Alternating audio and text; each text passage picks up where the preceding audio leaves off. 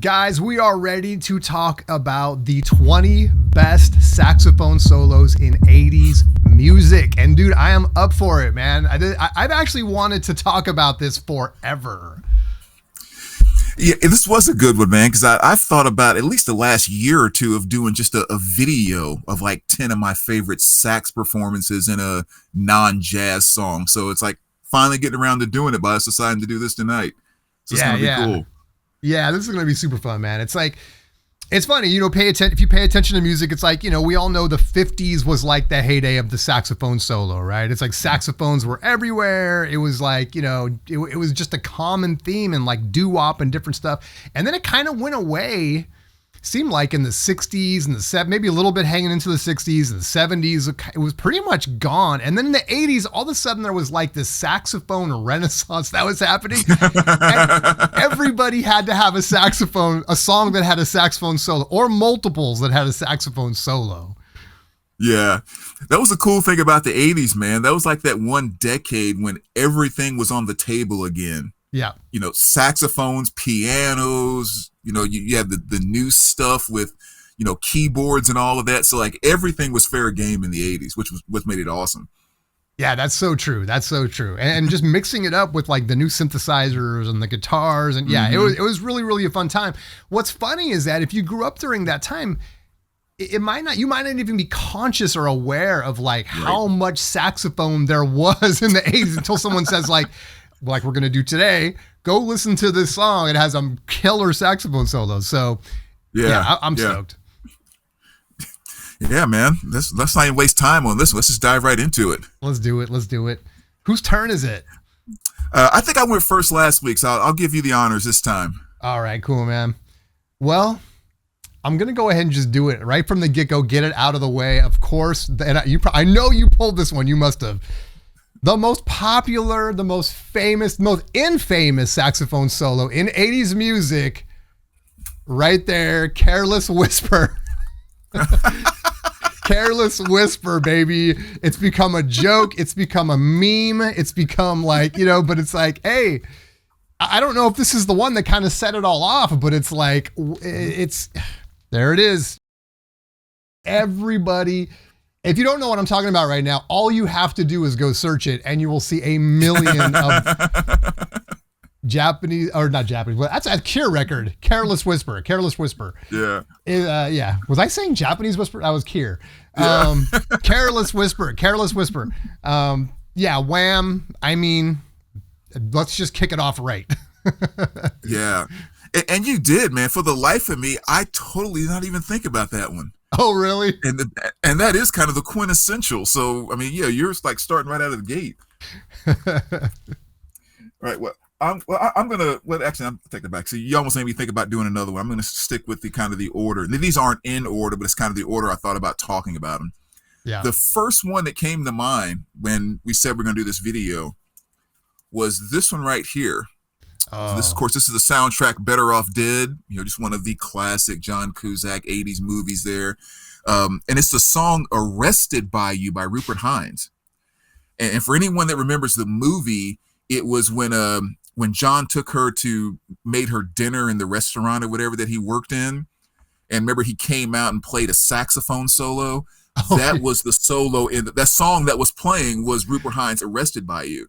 And that saxophone solo was from that song.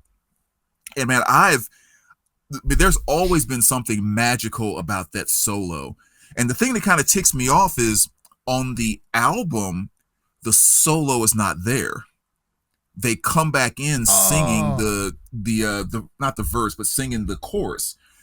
So I actually had someone that did like a rip where they took the song and cut it off and recorded the solo from the movie and pieced it together for me on a CD. So the version I have in my iTunes is the one with the actual solo.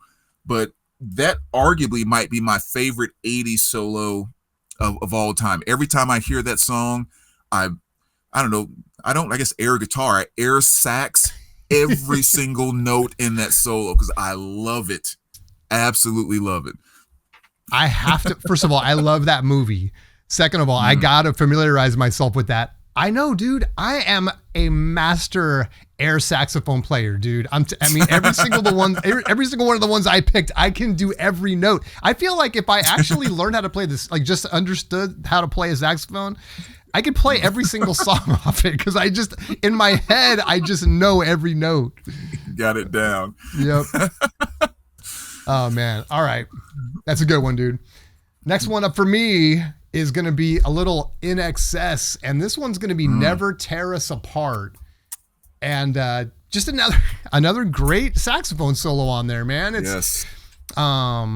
What can I say? This record's already so kick-ass, and then we get a great saxophone solo in there as well. Some of the stuff has like sax. Yeah, see, there you go.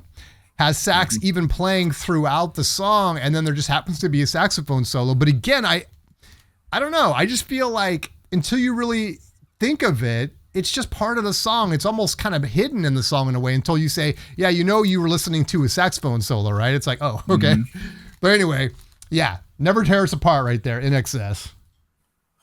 Yeah, that's a good one, obviously, because I had the same one pulled out. All right, so next, I'm going to go with one that I think is easily forgotten about, but totally and completely makes the song. Oh, Brass Monkey. I almost by the picked Beastie that one, Boys. Dude. Yes. I mean, just the whole entire song is about the saxophone. So, I mean, I don't have to say anything about that when everybody and their mom knows that one right there. But yeah, Beastie Boys, Brass Monkey. That's a great pick, dude. I almost picked it. I almost picked that one. That's a great one. Okay, here, I don't know. I think this might be a sleeper for some people. Again, it's just one of those where, and this has a great solo in it. And it's The Cure, and it's off of The Head on the Door, and the song is A Night Like This. And it just blends so well with the song. It kind of the last note kind of trails off as, Robert Smith's vocals come back in. It's so good. And, it's weird. If you just ask someone like, hey, pick a Cure song with a saxophone solo, you'd be like, what? But yeah, it just fits so well in there. And so, yeah, just another great example of, I don't know, just how they were able to integrate the sax. Some of these bands where you think like, what? How did they do that? and they pull it off. I've often wondered, like, and I haven't tried to look up all the names or anything, but I'm like, was there just one session saxophone player that would just be in the studio and would just play? You know what I mean? Like, you didn't need a saxophone player in your band. You're only going to do maybe one or two solos. It's like, there must have been the same dude playing all these solos. But I don't think that's true, because I actually tried looking it up one time and I looked up like a handful of songs and they were all different dudes. So I'm like, okay, there goes that theory. Oh, man. All right, next one here. Probably one of the most visible saxophone players from the 80s. And for the life of me, I can't remember his name right now, but you'll know exactly what I'm talking about when I show We Don't Need Another Hero by Tina Turner. Dude. Has that amazing kind of quick to the point sax solo. But what was that guy's name? The muscular guy that never wore a shirt. He was always oiled up. He had that cameo on The Lost Boys where he was actually singing and playing the saxophone and like shirt off and just like oiled up, and his hair is like all the way down his back. Just everything that made the 80s cheesy. But like I said, I mean, he was kind of one of the more well-known saxophonists in rock music back in that time period. But, he played with Tina, and that awesome guitar saxophone solo that he did for We Don't Need Another Hero. Fantastic song and just well put. That is a great song, dude. I'm glad you reminded me of that, because every once in a while I think about that song and I have to hear it. Yeah, that's a great one. Yeah. All right, next one up for me is going to be, I don't know, maybe you picked this one too. I don't know, but how about some Rick James with Super Freak? Just a big old saxophone solo. A lot of it, I don't know, this might have saxophone kind of just in the background in general, and then the solo just kind of solo kind of breaks in later in the tune. But yeah, just a classic song that we've all heard a million times, Super Freak, and it has a killer saxophone solo too. So yeah, Rick James. Man, that's another one I forgot about. All right. Don't. Now, again, we're saying like solos and kind of riffs, but just like anything where like the saxophone played a significant role in the song, right? Yep. And I think this is probably one of the ones that stands out so much to me, because one of my favorite things to do back in the day is if I was up late at night, like 1 o'clock in the morning or whatever, and back when I had cable, and you would flip the channel and one of those like Time Life 30-minute infomercials would come on, 80s rock or soft rock. Those were like some of the best moments of my life, is sitting there watching those freaking infomercials and just getting a little bit of a hit, little bit of a hit, little bit of a hit, little bit of a hit. And they used to actually use this saxophone solo as the transition between so many of the different scenes. And it was Baker Street. Whoa, okay. By Rafferty there. I mean, and it's one of those ones too that even if you kind of name, just mention the name, maybe the people that don't really know it, they'll be like, I don't. But then as soon as you hear that saxophone riff kick in, you're like, oh my God, that was in so many commercials and in every single Time Life soft rock or blah, blah, blah commercial. But I mean, that's almost like a defining saxophone riff throughout that song of Baker Street. So, wow. Yeah, little city to city on that one. I got to go listen to that. Yeah, I wonder if it'll bring back memories. I can't pick it up offhand. I'm gonna have to check that out. Yeah, you so know it. It's impossible to miss. You so know it. I know those commercials you're talking about, though, man. It's like they're just streaming the hits up the screen, and you're like, oh man, it's just one after the other. Yeah, and they'll play a little clip, so you'll catch like the chorus or whatever, and you can kind of rock to it for a minute, then you move to the next one, and man, that was just like the biggest joy to me for that 30 minutes of watching those freaking infomercials. I loved them. True Blue, Madonna. I love them so much. Rio, Duran. Yeah, exactly. Well, speaking of Rio, Duran, let's get right to it, because this has an amazing saxophone solo in it. The song Rio, which is just a driving tune. It just kicks ass. You're leaning into it so much, and that solo, it's the same thing. It just pulls you into it. And it's another one where, yeah, you hear this stuff enough. It's like you can air sax it all the way through. And this is another one for me where I have to air sax it. But anyway, Duran, Rio, another killer 80s defining saxophone solo right there. That's a great one. And I'll match the awesomeness of your 80s Duran with the awesomeness of 80s Eddie Money. Oh. Take Me Home Tonight. Yes. Man, the Money man killed it on that one. Even in the video, he was in the middle of that ring playing the sax solo by himself. Like, he liked the solo so much that he went ahead and just took the spotlight in the video on it. Dude, yeah, I don't have that record, so I guess I have two of his records, but I guess that song's not on either one of them. But yeah, that's a great song, man. Yeah. This came out in 80s. Actually, what's this album? It's 86. That's why I'm showing it.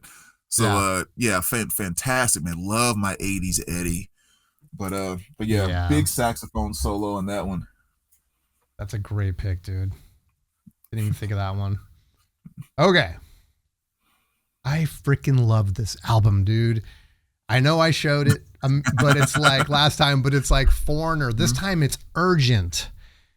And he blows his ass off on this song, man, where he just comes in like just squealing away. You know what I mean? It's like blowing hard, man. And it's just such a great, I just love the song. It's like, doom, doom, doom, doom, doom, doom, doom, doom, doom, doom. I don't know. Whatever it is, man. It's a fun sound. It's a fun song. It's got great lyrics and everything. And it's just a vibe, dude. This whole record. But anyway, killer, just a blowing saxophone solo on this one. So Urgent, Foreigner. Man, I totally forgot about that one too. It was kind of hard, man. It's like, you're walking around, I'm looking through my stacks and everything and trying to think and trying to isolate the songs that had saxophones in them. It just wasn't easy at all. It always seems like it's going to be easier than it really is once you actually have to start picking. You're like, right. What? How come I can't think of anything right now? Right. Because you have like 4 in mind. And you're like, oh, yeah, that one, that one, that. But then it's like, well, crap, who else played a saxophone? And you have to start running through songs and actually singing them and listening for the sax in your head. Exactly. Well, another great one here, my boy Smokey Robinson. Ooh. Who still had his place in the 80s. And this came out actually in 1981. And the song Being With You is one of his biggest hits from the 80s, and just has a beautiful saxophone solo that does the song so much amazing justice. I mean, it's just, it was the perfect insert. And so, yeah, this is definitely one of the ones that came right to mind as soon as I thought about doing this was Being With You by Smokey Robinson. I have to hear that now. Track. Hey, I'm always looking for good 80s saxophone solos, so this is good. Oh yeah, put it on my list. Anything Smokey Robinson, I'm up for it. Yeah. Okay. Another one that I will just air sax this thing all day long. I don't even have to be listening to the song. This saxophone solo just pops into my head, and I'll just hum it or sing it or whatever. It's so great. And it's Who Can It Be Now? And at the end, or somewhere halfway through, whatever it is, toward the end of the song, that great sax solo comes in. It's just so good, man. And then of course, I don't know the guys' names in this band as much as I love this record, but whoever the lead singer is comes in again with, just right when the solo's ending, and it's so good. Man. It's so good. So good. Boom. I think we might have talked about. I'm sorry. Go for it. No. Go ahead. I was going to say, I think we might have talked about it before, where he comes in after the solo in that song. To me, is the best vocal he ever laid down on anything they did. Like something about that song and the way they went out just completely shows the beauty of his voice. I love it. I want to totally forgot there was a solo in there. Yeah. Well, as soon as that solo is just going and stuff, but then he's like, ooh, who can it be now? That's why I'm doing this and not actually singing. But yeah, what a killer song, man, and a great sax solo. Yeah. Like, who can it? Yeah. So love that. All right, this next one, I'm actually going to show 2. I mean, because it's kind of the same thing, but this was a pretty good one. Sheila E. Oh, yes. Whether you talk about the glamorous life, which, definitely had the sax that kind of went all the way through it, but then kind of the same thing, the main riff off of Love Bazaar, which is my favorite song by Sheila E., it was that sax all the way through, and again, just fantastic. Of course, it's a Prince song and all of that, so it just works so well, which was always one of the things that ticks me off about it because, dude in the red right there, I think he was the sax player, right? And you remember she was in not Beat Street, Crush Groove, right? And she was performing that song in Crush Groove, like live on stage. And the thing that always ticked me off about that scene, because that was my favorite song, so I loved her performing it. I hate that this guy did all the Prince parts of the song, acting like he was singing Prince's roles and everything. Come on now. And it always pissed me off. It always ticked me off. It's like, you can impersonate anybody. You cannot impersonate Prince. No. Especially on the scream where he does I can't do it, the yeah, like holds that Prince thing. And he's lip syncing it. It's like, what's the point? It's Prince. We know it's Prince. Why even have him do it? And because of that, never met this guy in my life, and I hate him because of that one scene. Man, Prince was so good, dude. Every time we bring him up, and especially stuff where it's like, stuff that he did for other people and stuff like that. Like, I love Bazaar, dude. The way that song starts, that beat that's coming, that drum machine or whatever, and just that Prince sound from the get-go. It's just so freaking good. Yeah, man, the dude was just always look at covers like this, and I say, you can always see where Prince left some DNA. Yep. Because you just always see when it took over an artist, and Prince just splattered all over them. And usually it was when they hit their peaks, just like with Sheila E. Is there anyone that was more of an influence? Because you're right. You can just go look at anybody that he touched and go look at their style, listen to the music, the instrumentation, the beats, the singing, the look, the covers. Like it's his imprint is on everything. It's so crazy. Yeah. And that's one of the things, this may be like completely off topic, but I guess we're moving kind of fast here too. I love always asking that question, who was the bigger pop star? Was it Prince or was it Michael Jackson? Yeah. And then kind of, when you give your answer, kind of explaining your reason why. And I've always had an answer and I've always had a reason why. So I don't know if we want to get into that here, if we want to do it later, a different video or something, but let's get into it at the end, dude. I mean, I only have a few more, so let's not forget, guys. Stay tuned. Okay. We're gonna get into it. Who's the bigger pop star? No, I love it. Let's do it.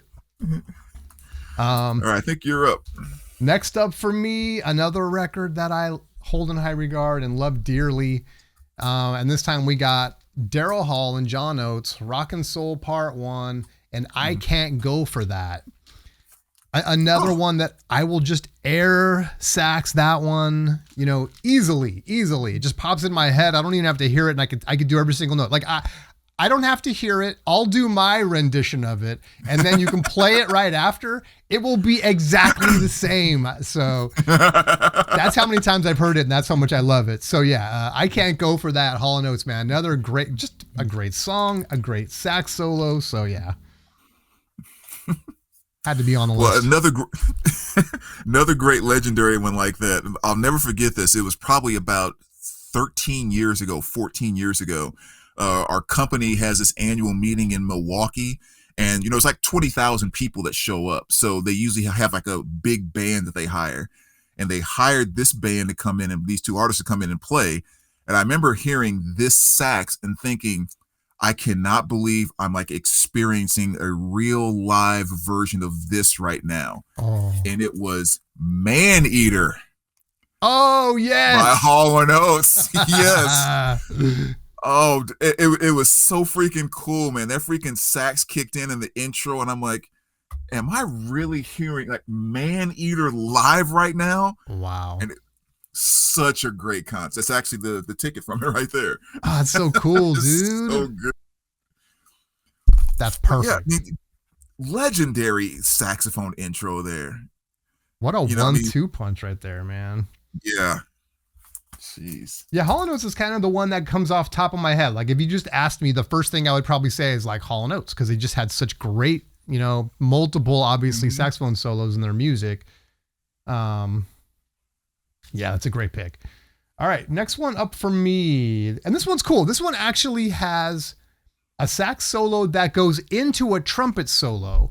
And it's by Haircut 100. It's the song Boy Meets Girl, Favorite Shirts, I guess, but I know it as like Boy Meets Girl, which I guess is the subtitle. But yeah, it's great, man. About halfway through as it's kind of doing its thing, a saxophone comes bopping in, and then it runs right into a trumpet comes in, and then it just wraps, and it's really a awesome fit. Like you wouldn't even pick up on it necessarily, but as I was listening to it back, I was like, oh, that's really cool.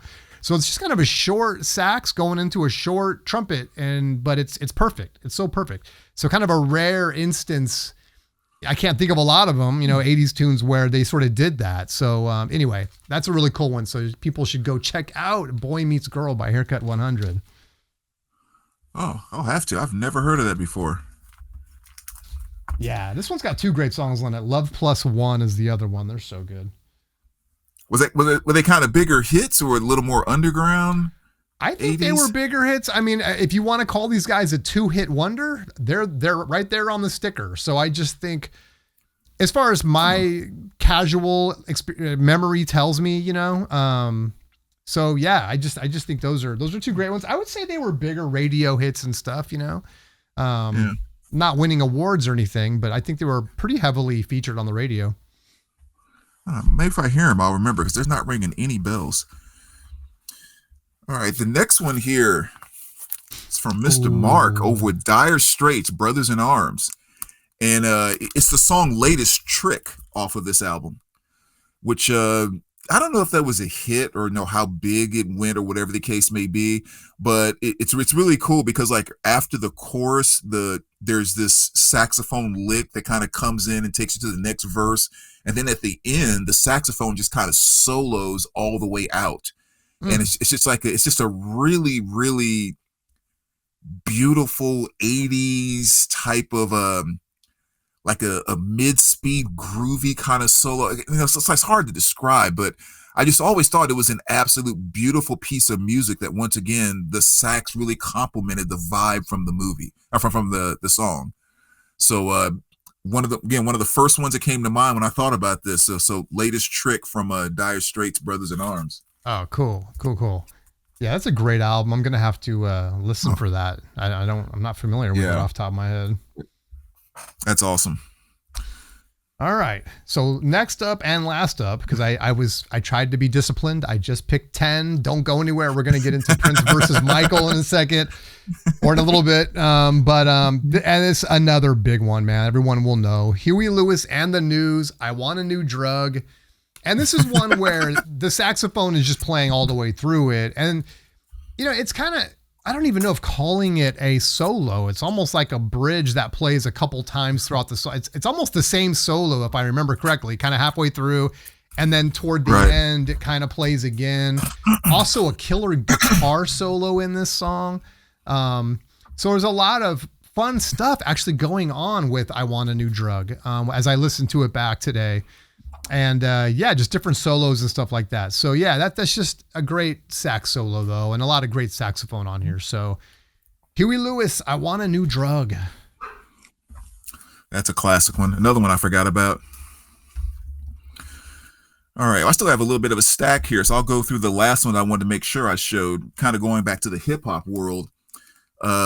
Pete Rock and CL Smooth, right? This is their release from 1992.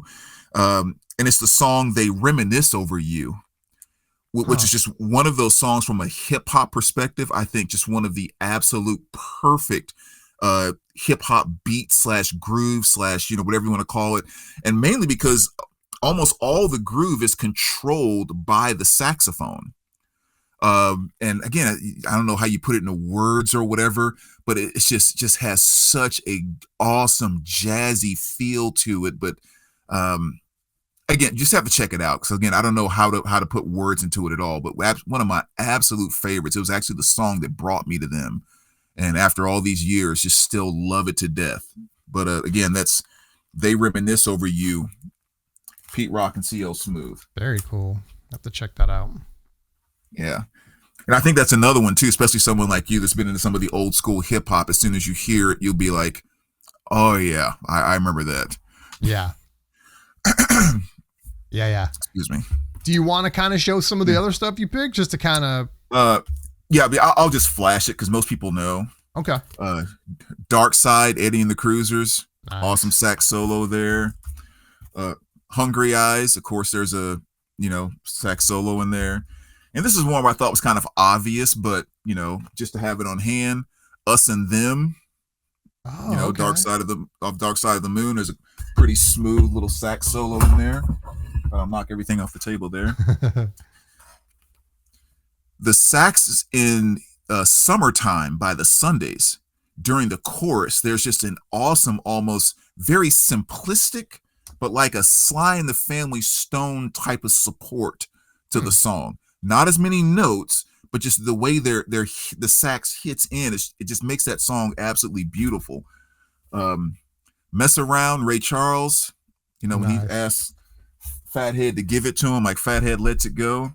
This is one that I thought you would pick, so that's why I wanted to have more on standby. Because I thought you would have Candy. Oh, Cameo, the outro sax solo. Nice pick. I was like, for sure you'd have that one. Modern Love, David Bowie. Yeah, that's one. I'm glad you. Nope. I actually I don't have that record, so I was like, oh yeah, he's gonna pick it. It's just too big of a sax solo to not pick that one. Yeah, fantastic one there. Natural Woman by Aretha Franklin. Okay. you know, during the chorus, there's only like 2 or 3 notes that they play on the saxophones. But I remember as a kid, like they were so impactful. When I start talking about kid, I'm talking about like kindergarten. I remember like just hearing those 2 notes from the saxophone during that chorus would hit me so hard. I always envisioned my favorite wrestlers at the time in the band playing the saxophones. Because it was like only guys that cool can play something that sounds that cool. So like Ernie Ladd and Ricky the Dragon Steamboat had to be in the band with Aretha Franklin. Oh my God, dude. That is so awesome. Dude, I know that song, but it's like, how do I know? This is what I mean. It's like sometimes you don't pick up on it consciously. I need to go listen to that to hear it for the saxophone. How Will I Know by Whitney Houston? Sax solo in there. Smooth Operator. Yes, the I'm glad you picked that very one. Cool yes. sax solo. And the very last one, this one maybe one I wouldn't like to say is hidden, but maybe you don't think about it as much. Can't Take My Eyes Off You, Frankie Valli in the Four Seasons. Has some really cool sax work in that too. So those are the X ones that I had, and like I said, I figured the Hall and Oates and the NXS and a few others you'd have. So I thought I'd have that covered. Yeah. Oh, that's all good stuff, man. I love it. I love the Sheila E stuff too, man. I totally forgot about those. So good. Yeah. All right. Well, stick around, guys. I might actually we'll keep this into one big video, but I might cut it into so that you can just see just those parts. We're going to get into Michael Jackson versus Prince. Thanks for watching Saxophone Solos, but don't go anywhere, or maybe I'll link the video somewhere to get you to the next one. But let's get into MJ and versus Prince, because I think that's a great little topic that you touched on earlier.